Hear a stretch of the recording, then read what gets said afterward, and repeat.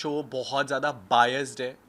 क्या ये couple show का फॉर्मेट है, क्या ये नाचने का शो है? शो देखा है ना, तो ईशा ने डे वन से कभी अभिषेक को अपना बॉयफ्रेंड बोला ही नहीं। मुझे अब पता लग रहा है कि मेरा और मनारा का वो एंगल दिखाया गया, जबकि मैं डे वन से मेरा और उसके दोस्ती का जो जोन था वो बिल्कुल क्लियर था। ये अंकिता लोखंडे जी ने एक बात कही थी उस प्लेटफॉर्म पर कि तुम लोगों को हमारी वजह से शो में दिखाया जा रहा है और ये बिग बॉस शो हमारा है, ये नेशनल टेलीविजन पे बात है। उनके प्लस पॉइंट पर सवाल नहीं उठा रहे कि भाई तू ये पहले से क्यों लेकर के आया, तू शो में ये मत कर, तू भी एक नॉर्मल इंसान की तरह बात करके दिखा। बिग बॉस 17 में हुआ एक और एविक्शन और ये एविक्शन हुआ यूके राइडर यानी अनुराग डोभाल का। वे उत्तराखंड का ये कंटेस्टेंट आखिरकार नहीं जीत पाया नहीं, लेकिन घर से बाहर आते ही उन्होंने मुन्नबर को खरी खोटी सुनाई, ईशा के बारे में काफी सारी बातें कही और लगता है कि वो शो के मेकर से काफी खफा है। हाथ जोड़कर उन्होंने अपने सफर को बयां किया, अपना गुस्सा निकाला और अपने एविक्शन के बारे में बातें कही। तो चलिए बात करते हैं बिग बॉस के घर से एविक्ट हुए अनुराग डोभाल उर्फ यूके राइडर से, जो एक यूट्यूबर है और हमेशा ये खफा थे कि टीवी वालों को इस शो में ज्यादा फुटेज मिला। क्या ऐसा सच था? मैं सीधा शो से, अभी होटल से केवल मैं अपने परिवार से भी मैं नहीं मिला हूँ, अभी मैं आप लोगों से मिल रहा हूँ। But at the end of this interview I just want to thank you. वो जो हाफ इन्फॉर्मेशन वाली बात मेरे भाई तक पहुंचाई गई और पब्लिक तक पहुंचाई गई, it's because of you. You know, I really want to thank everyone from the news fraternity कि आप लोगों ने एक बहुत क्लियर चीज़ को सच सामने रखा। शुरू हुआ था तो एक चीज़ मैं बोलना चाहूँगा कि बायसनेस और अनफेयर में ना बहुत डिफरेंस होता है। जब ये पहले हफ्ते में शुरू हुआ था तो हम लोगों ने अब तक बिग बॉस को एक रियलिटी शो के नाम से जाना गया है, एंड लोगों का एक विश्वास है कहीं ना कहीं यहाँ पर एक रियलिटी दिखाई गई है लोगों की। अब तक के जितने भी सीज़न गए हैं उनमें जो रिश्ते बने वो बहुत ऑर्गेनिकली बने। किसी का कोई लव एंगल बना है या फिर किसी को किसी के लिए फीलिंग्स थी, तो वो कहीं ना कहीं एक ऑर्गेनिकली डेवलप हुई है। बट इस सीज़न, जब ये सीज़न शुरू हुआ था तो उस सीज़न में मैंने वो आवाज़ उठाई थी फॉर माई पॉइंट कि क्या ये कपल शो है। उस पॉइंट से मुझे वो फॉर्मेट नहीं पसंद था जो मुझे दिख रहा था उस टाइम पे। मैंने जो फील करा, मैंने वो सब लोगों के सामने कॉल आउट करा वो चीज़। अगर आपने वो 24/7 वाली लाइव स्ट्रीम्स देखी है ना, जो मेरे कट्टर ब्रो सेना ने या जो मेरे फैन बेस 2400 घंटे मेरे लिए देखते रहते थे मेरे को, तो आपने फॉर श्योर, मैं वो जर्नी देख करके आया हूँ, मैं वो जर्नी जी करके आया हूँ कि मैंने अपना 1000% दिया है। बहुत सारी ऐसी चीज़ें जो शायद ऑन एयर पे नहीं गई हैं। एक वॉक ऑफ शेम करा था मैंने। वॉक ऑफ शेम मैंने इसलिए करा था क्योंकि मैंने कहीं ना कहीं शो के ख़िलाफ़ ये चीज़ बोल दी थी कि शो बहुत ज़्यादा बायस्ड है। क्या ये कपल शो का फॉर्मेट है, क्या ये नाचने का शो है? अगर मेरे को कहीं ना कहीं अगर मेरे को कपल शो में जाना होता तो बहुत सारे प्लेटफॉर्म्स हैं ऐसे, बहुत सारे शोज़ हैं जो कपल फॉर्मेट कहीं ना कहीं सपोर्ट करते हैं। उस पॉइंट से अगर उसी दिन से बहुत सारी चीज़ें ऐसी हैं जो ऑन एयर गई नहीं। इवन अभी जो आपकी फ्रेटर्निटी है उनसे मुझे फीडबैक मिला है। इवन मेरे पास अब फ़ोन की एक्सेस आ चुकी है। मुझे पता लगा जो मेरे 24/7 के जो लाइव स्ट्रीम्स थे, 2-2 3-3 4-4 घंटे के जो लाइव स्ट्रीम्स थे, वो म्यूट कर दिए गए थे। मेरे फैंस ने मेरे को भी जस्ट टैग्स करके वो सारी चीज़ें ट्विटर पर ट्रेंड हो रही हैं। इस फ्रेटर्निटी के बहुत सारे लोगों के साथ मेरे इंटरव्यूज़ हुए हैं। इन 20 मिनट 25 मिनट के इंटरव्यू में अगर मैं आपको पूरी स्टोरी जस्टिफाई कर सकता हूँ कि मैंने वो 3 महीने में क्या फ़ील करा है, तो मेरे पास उन 3 महीनों में इतनी सारी चीज़ें थी जो मैंने कोशिश करी रखने की। शायद वो उस एंगल से कभी दिखाई नहीं गई। मैंने एक लाइन बोली थी और कि हम लोगों को कभी ना एज अ विनर नहीं दिखाएंगे।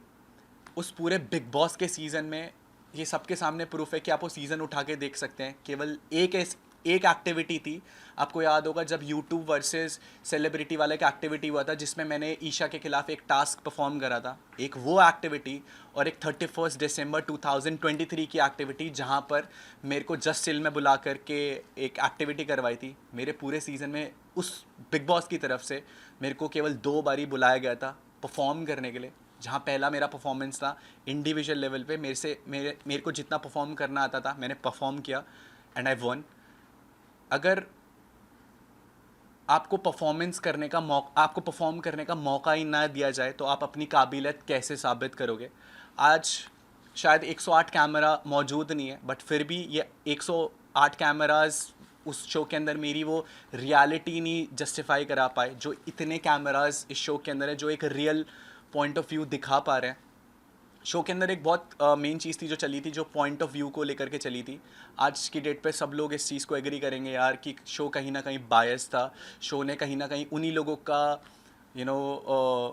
मुशायरा कराया, उन लोगों के लिए स्टैंड अप करवाया, उन लोगों के लिए डांस परफॉर्मेंस करवाया, उन लोगों के लिए कहीं ना कहीं चीज़ें करवाई जो लोग उनके फेवरेट थे। मुझे था कि मैं वीक 1 से किसी का फेवरेट नहीं था, एंड मैंने किसी की डिसरिस्पेक्ट नहीं करी है। मैंने हमेशा उन चीज़ों के लिए आवाज़ उठाई है जो मुझे गलत लगी हैं। मुनावर ने जब वो आयशा के लिए एक जो भी उसने आयशा के साथ किया, एक लड़की के लिए किया, पूरे घर में मैं ही वो अकेला इंसान था जिसने उसको मुंह पे जा कर के काउंटर करा था कि भाई तू एक नेशनल टेलीविज़न पे तू एक लड़की के लिए इतना सब कुछ बोल रहा है, इतना सब कुछ किया। तूने नेशनल टेलीविज़न पे एक लड़की को बोला कि मैं तेरे से शादी करूँगा जस्ट फॉर गेम पॉइंट, ताकि वो तेरे को एक्सपोज ना कर सके। आयशा, हम सबको पता है, जब शो पर आई थी तो उसका कहीं ना कहीं एक पॉइंट ऑफ व्यू था कि मैं मुनावर को एक्सपोज करूँगी। आर्काइव रूम में जो बातें भी वो हमने नहीं, एज अ घर वाले हमें नहीं पता लगी कि वो आर्काइव रूम में क्या बातें थी। बात कर देते हैं बायसनेस की, तो बायसनेस फिर भी जस्टिफाइड है, बट जहाँ अनफेयर आ जाती है, मेरे पास सेट एग्जांपल्स हैं कि वो क्या क्या हुआ है शो में। आपको याद होगा मेरा एक कन्फेशन रूम में एक डिस्कशन हुआ था बिग बॉस के साथ। वो डिस्कशन पूरे घर वालों को चौक में बिठा करके दिखाया गया था, बट क्या आज तक मनारा का जो कन्फेशन रूम में डिस्कशन था बिग बॉस को लेकर के गेम पॉइंट ऑफ व्यू से, वो आप सब लोगों को दिखाया गया है? जो मुनावर का डिस्कशन था वो सब कुछ आपको दिखाया गया है। तो हम being a part of the game, कहीं ना कहीं हमें वो उस गेम में वो इन्वॉल्वमेंट ही नहीं मिली, हमें पता ही नहीं चल रहा था कि हो क्या रहा है। आज मैंने वो क्लिप्स देखी हैं तो मनारा को कहीं ना कहीं ये चीज़ बोली, दोस्त किससे दोस्ती रखनी है, किससे दोस्ती नहीं रखनी है। मनारा को ये चीज़, अगर मनारा और मेरी दोस्ती के लिए आज लोग बोल रहे हैं कि कहीं ना कहीं वो एक ऑर्गेनिक दोस्ती थी, कहीं ना कहीं वो एक सच्ची दोस्ती थी जो लोगों को पसंद आई है, उस चीज़ के लिए भी बिग बॉस ने एक चीज़ बोली गई है, आपको देखना पड़ेगा कि आपके सगे कौन है।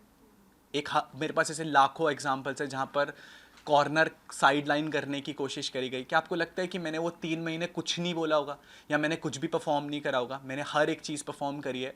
वो 24/7 की लाइव सीन में वो क्लिप्स हैं, बट मुझे लगता था यार मैं इतना सब कुछ कर रहा हूँ, इतना सब कुछ बोल रहा हूँ, बट उसके बावजूद भी लोग आकर के मेरे को ये बोलते थे कि यार कि तू कुछ नहीं कर रहा है। घर के बाहर लोगों को दिखा है। आप में से बहुत सारे लोगों ने आकर के बोला कि स्टार्टिंग में अनुराग यू केम आउट, जो मेरे साथ 4 हफ्तों के साथ 5 हफ्तों के साथ वो जो ब्रोसेना वाला पॉइंट हुआ था सलमान सर को लेकर के, एक थिन लाइन होती है एक जोक में और एक मॉकरी में।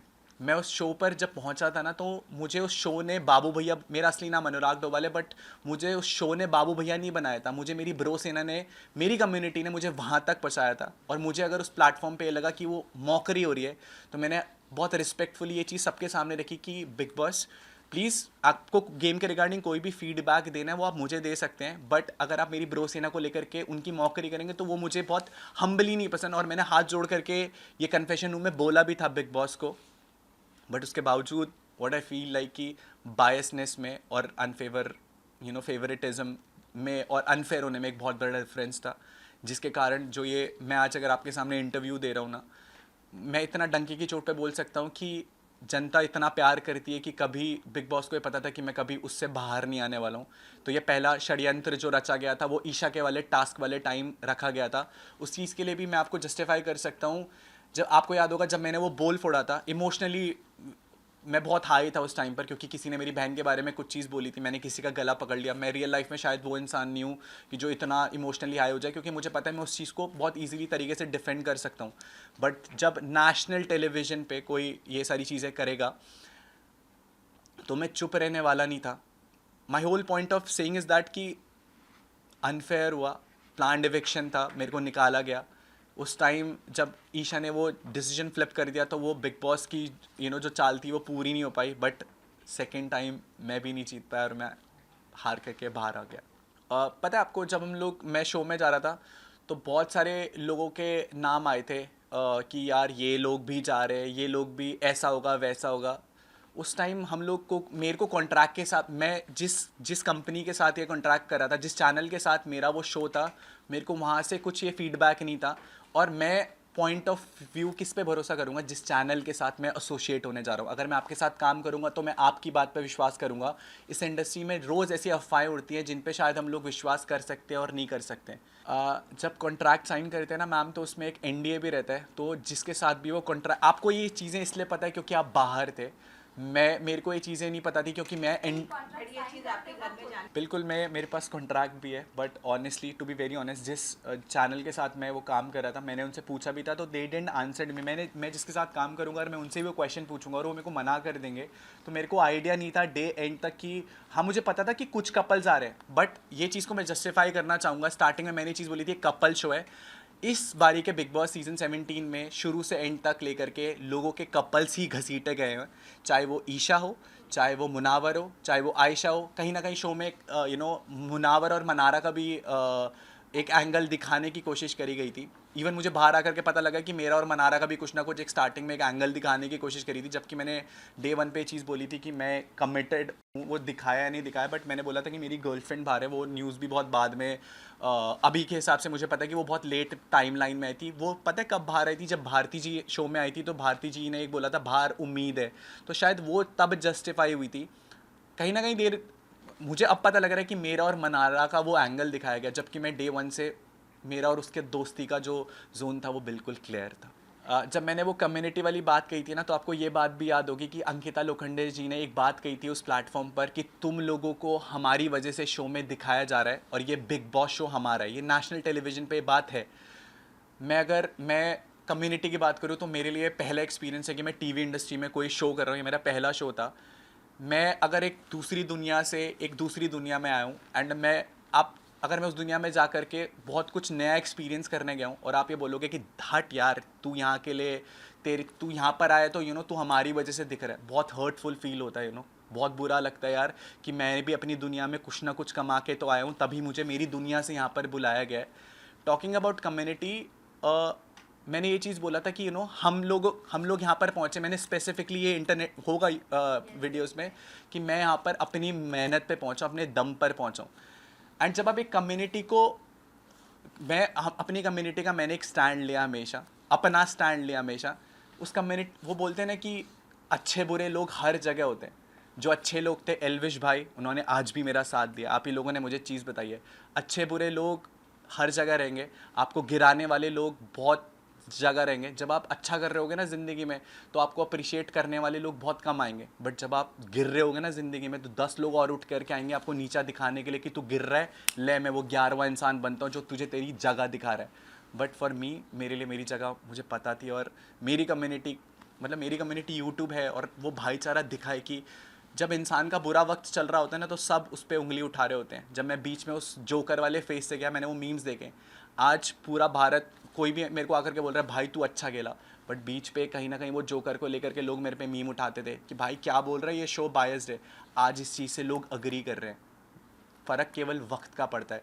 उस टाइम मेरा बुरा वक्त था तो लोगों ने मुझे ट्रॉल करा, आज मेरा थोड़ा सा अच्छा वक्त है तो लोग मुझे अप्रिशिएट कर रहे हैं कि तू सही खेला भाई। मैं वही चीज़ बोल रहा हूँ, उस घर के अंदर भी 108 कैमराज थे और आज ये वाले कैमराज हैं जो मेरी पर्सनालिटी दिखा रहे हैं, जो एक पॉइंट ऑफ व्यू दिखा रहे हैं कि जो मैंने चीज़ें रखी है। टॉकिंग अबाउट आप फ़ैन बेस को लेकर के घर के अंदर बहुत सवाल उठे कि मेरा एक फैंडम था, तो मुझे था कि कहीं ना कहीं वो जिता देगा मुझे। आपको पता है इस बारी का जो सीज़न था ना, उस सीज़न में सब लोग एक प्लस पॉइंट लेकर के आए थे। अंकिता जी टीवी का एक्सपीरियंस लेकर के आई थी, मुनावर शायरी का एक्सपीरियंस लेकर के आया था, खानजादी रैपिंग का एक्सपीरियंस लेकर के आई थी। तो जब आप उनके प्लस पॉइंट पर सवाल नहीं उठा रहे कि भाई तू ये पहले से क्यों लेकर के आया, तू शो में ये मत कर, तू भी एक नॉर्मल इंसान की तरह बात करके दिखा, क्या लोगों ने उनके टैलेंट पे या जो चीज़ वो प्लस लेकर के आए थे बाहर से, क्या लोगों ने उस पर सवाल उठाए? नहीं ना। मैंने जो क्लिप्स देखी हैं उसमें बेशक आपने पूरे घर वालों को ये बात करते हुए सुना होगा कि इसका बहुत बड़ा फैंडम है, और आप बात कर रहे हैं टैलेंट शो की, तो ये इंडियाज़ गॉट टैलेंट नहीं था जहाँ पर मुझे जा करके अपना नाच करके टैलेंट दिखाना था। मुझे अपनी पर्सनालिटी दिखानी थी, और मुझे मेरी पर्सनालिटी, मैं आपको आज ये डिफ़ाइन कर सकता हूँ कि ज़िंदगी में जहाँ पर मुझे चीज़ें गलत दिखेंगी तो मैं डंके की चोट पे बोलूँगा। पता है बहुत मुश्किल होता है उस शो को चैलेंज करना। जब आप उस शो के फॉर्मेट को चैलेंज करते हो ना कि बिग बॉस अनफेयरनेस दिख रही है, ये चीज़ के लिए आपको एक इंसिडेंट याद होगा कि जब अंकिता जी को बाहर की एक इन्फॉर्मेशन मिली थी, तो उस चीज़ पे किसी ने सवाल नहीं उठाए थे घर के अंदर से, क्योंकि सबको कहीं ना कहीं पता था कि कहीं ना कहीं बिग बॉस की फेवरेट है, अगर हम इसके खिलाफ जाएंगे, इसके खिलाफ बोलेंगे तो कहीं ना कहीं हम लोगों को लपेटे में लिया जाएगा। मनारा ने मेरे को पर्सनली ये चीज़ बोला है कि उसको शो मेकर्स की तरफ से कन्फेशन रूम में एक लाइव स्ट्रीम भी हुई थी, जो एक रूम था दिल के मकान में, आई एम सो सॉरी मैं नाम, थेरेपी रूम में जब मनारा को बुलाया गया था, तो सलमान सर ने एक बात बोली थी कि शो में वो आपकी बहुत सीनियर है, आपको उनकी रिस्पेक्ट करनी चाहिए, इंडस्ट्री में वो बहुत सीनियर है, आपको उनकी रिस्पेक्ट करनी चाहिए। मुझे ऐसा लगता है कि, और अंकिता जी ने भी, मैं कॉम्प्लीमेंट करूंगा, अंकिता जी ने एक स्टेटमेंट दी थी खुलेआम पब्लिकली, जब ये गपशप बाय द पूल का एक पॉडकास्ट हुआ था हमारा, तो उन्होंने एक बात बोली थी कि यार हम लोग इंडस्ट्री के लोग हैं, हम लोगों को अगर टीवी वाले थोड़ा बहुत फेवर भी कर देंगे तो वो हमारा हक है। पता है, वो शो अब तक जो 16 सीजन्स गए वो कहीं ना कहीं फेयर रहे, सबके लिए इक्वल रहे, अपनी पर्सनालिटी, अपना पॉइंट ऑफ व्यू बताने के लिए। बट मैं वही चीज़ बोलूँगा ना, अगर आप पूरा शो ही विक्की भाई, अंकिता जी या मुनावर और मनारा पे बना देंगे, तो बाकी लोग, मैं अकेला बंदा थोड़ी ना था। क्या रिंकू जी की कोई पर्सनालिटी नहीं थी? क्या जिगना जी की कोई पर्सनालिटी नहीं थी? क्या नील भाई की कोई पर्सनालिटी नहीं थी? क्या ऐश्वर्या जी की कोई पर्सनालिटी नहीं थी? हम सारे लोग ऐसे थे कि जिनके अंदर कोई पर्सनालिटी नहीं थी, या हम सारे वो लोग वो थे जिन्हें चैनल को शायद फ्यूचर में कोई फ़ायदा नहीं था। आज जब मैं बाहर आया था तो बहुत सारी चीज़ें मेरे को दिखी हैं कि किन के लिए बिल्कुल फेवरेटिज्म हुआ है। वो बात, अगर हम एक इक्वल गेम खेल रहे हैं ना, और हम एक रेस में भाग रहे हैं जिसमें हम लोगों को सबको पैदल भागना है, और आपको घोड़े में बोल दिया कि घोड़े में भाग, तो मैं तो ऑब्जेक्शन उठाऊंगा ना यार, कि यार इनको घोड़े में भागने के लिए बोल रहे हैं, हमें पैदल भागने के लिए बोल रहे हैं। तो मेरे लिए तो मैंने अनफेयर का पॉइंट उठाया, जो मुझे उस टाइम फील हुआ मैंने वो बात अपनी सबके सामने रखी, जो मुझे फील हुआ, जो मैं रियल था, मैंने वो हमेशा सबके सामने वो मुद्दा रखा। मैं आपको ये चीज़ करेक्ट करना चाहूँगा, ये फेक न्यूज़ है कि मेरी क्रिएटिव के साथ कोई झगड़ा हुआ है, ये ऐसी कोई बात ही नहीं थी कि मेरी क्रिएटिव के साथ कोई झगड़ा हुआ है। एंड मैं पूरी न्यूज़ में जितने भी मैंने इंटरव्यूज़ दिए ना, मैंने सबका थैंक यू बोला है। आपको पता है एक इंसिडेंट हुआ था हाफ इन्फॉर्मेशन का, जहाँ पर बिग बॉस ने, जब वो बाइक वाला नॉमिनेशन वाला टास्क हुआ था, बिग बॉस ने मुझे एक चीज़ बोली थी कि यार हमने आपके घर वालों को और ब्रो सेना को इस प्लेटफॉर्म पे बुलाया और आपके घर वाले इस प्लेटफॉर्म पर नहीं आए, मना कर दिया उन्होंने इस प्लेटफॉर्म पे आने के लिए। मैं क्वेश्चन सब लोगों से पूछना चाहूँगा, पता है इस दुनिया में अगर पूरी दुनिया भी खिलाफ हो जाएगी ना, तो मुझे पता है मेरे माँ बाप मेरे साथ खड़े रहेंगे, और एक माँ बाप आपका हाथ कभी नहीं छोड़ेंगे किसी पॉइंट पर, चाहे उनका बच्चा कितना ही गलत हो जाए ना किसी भी चीज़ के लिए, बट आपके माँ बाप आपका हाथ नहीं छोड़ेंगे। कितना गलत हो जाता ना मैं शो के लिए, कितना कितना मजाक बन जाता मेरा दुनिया में, बट मेरे माँ बाप ज़रूर आते।